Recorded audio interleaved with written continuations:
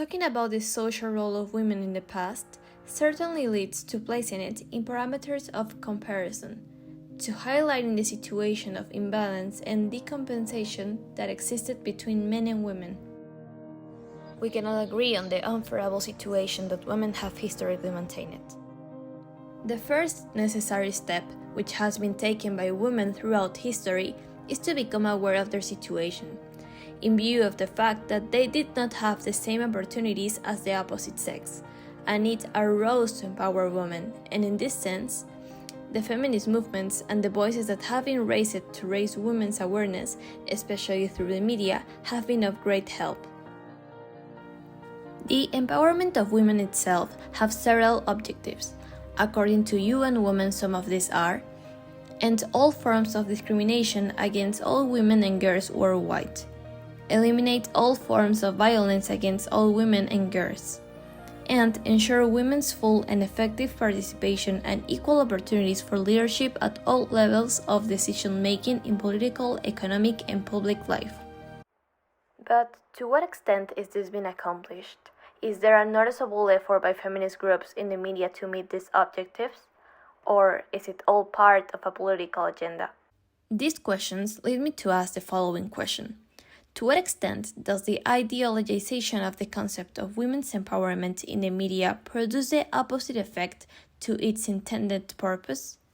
Ladies and gentlemen, my name is Alexa Ventura, and I will be studying communication science, and my mission is to use the media to continue empowering women and girls around the world, without following an ideology that satisfies a political agenda.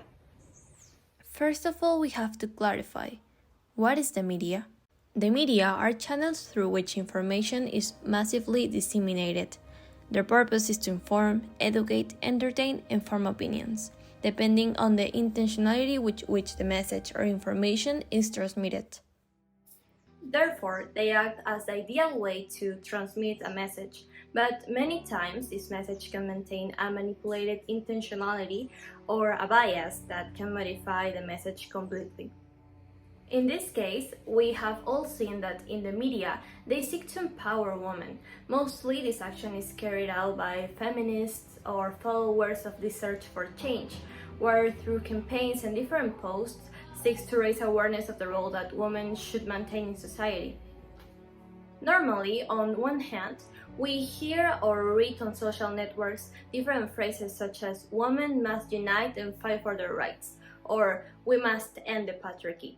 But on the other hand, we also observe comments such as "men are the enemy" or "men are the problem."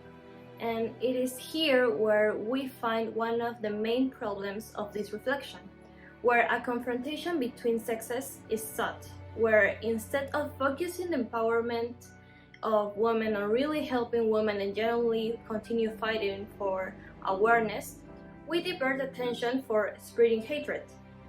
And this provoking a confrontation between men and women, and this can be seen in social networks. We have the example of the March for the 8M of 2020 in Mexico. Many were the comments on social networks and in the media regarding this.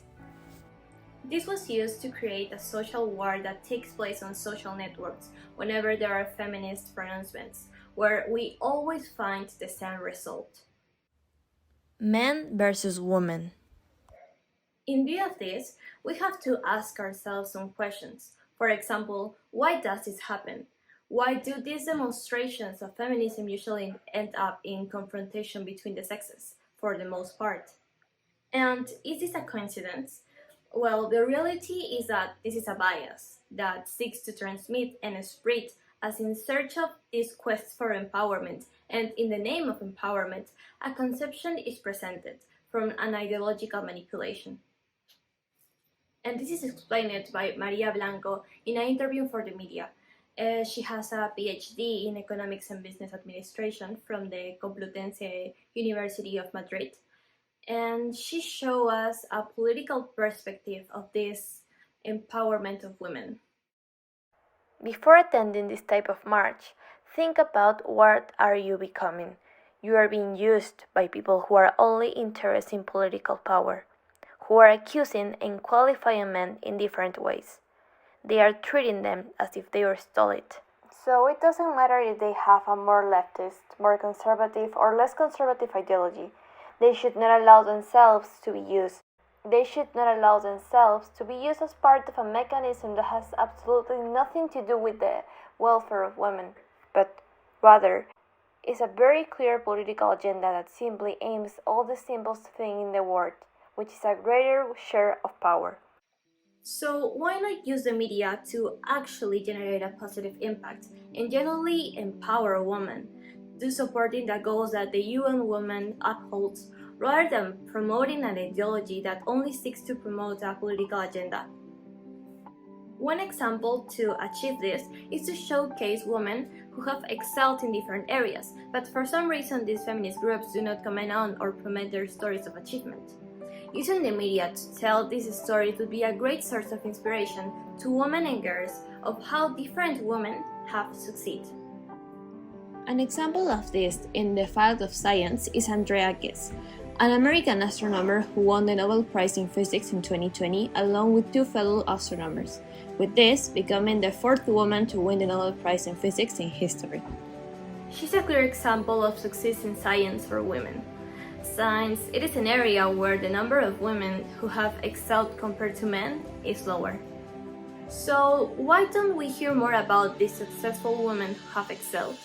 Why don't these groups that claim to support women spread and support their stories?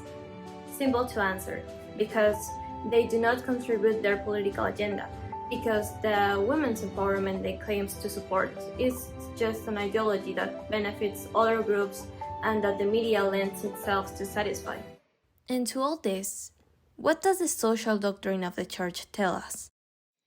On one hand, in the encyclical Octogesimas Veniens, published by Pablo VI in 1971, he tells us about women that the evolution of legislation must, on the contrary, be oriented in the direction of protecting women's own vocation, while at the same time recognizing their independence as persons and their equal rights to participate in economic, social, cultural, and political life. We can see how the thought that women should stay at home doing housework that we found in previous encyclicals is forgotten, and now we see a vindication of women's rights. On the other hand, this same encyclical speaks to us about the means of social communications and tell us that among the most important changes of our time, we must emphasize the growing role of the media and their influence on the transformation of mentalities, knowledge, organizations, and society itself. However, due to their very effectiveness, these means of social communication come to represent a new power. How can we not ask ourselves, therefore, about the real holders of these powers, about the end they pursue and the means they put into practice, about the repercussions of their action in terms of the exercise of individual freedoms, both in the political and ideological fields and in social, economic, and cultural life? in this quote, we can see how the encyclical anticipates the problem of how the media, by maintaining a great power, could have an impact in different areas, such as an ideology. The media serve as a way of disrupting an idea with objectives and getting people to believe in this disruptive idea and support it. Concluding with this reflection and answering the initial question, the concept of women's empowerment is deviating from its main objective, turning it into a confrontation instead of a support for women and the search for an end to violence and discrimination against women. There is a political agenda that has as one of its objectives to continue and expand this confrontation between men and women, using female empowerment as an excuse and leaving aside the need to continue empowering women, because it is necessary. We still live in a society with sexist aspects, where hatred and injustice towards women persist. That is why, as a future communicator, I am committed to use the media to continue empowering women, and not to generate the opposite effect, but to use the power and influence of this to do good, without promoting hatred to anyone, but the growth and social knowledge. My name is Alexa Ventura, and I will study communication science.